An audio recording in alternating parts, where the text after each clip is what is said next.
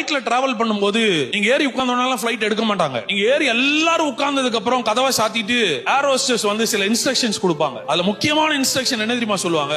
Any time ஒரு accident நடக்கிறது போல ஒரு சஃபகேஷன் உங்களுக்கு வருது, ஒரு டிஸ்டர்பன்ஸ் உங்களுக்கு வருதுன்னா நீங்க என்ன பண்ணணும்னு சொல்லி தருவாங்க. இமிடியேட்டா மேல இருந்து மாஸ்க் விழுகும்பாங்க. மாஸ்க் விழுகும் போது அவங்க என்ன தெரியுமா சொல்லி கொடுப்பாங்க? நீ பெரிய தியாகி மாதிரி, பெரிய அன்பானவன், குடும்பத்தை நேசிக்கிறேன்னு முதல்ல உன் பிள்ளைய காப்பாத்தாத, முதல்ல உன் மனைவியை காப்பாத்தாத, நீ முதல்ல மாஸ்க போடுமா.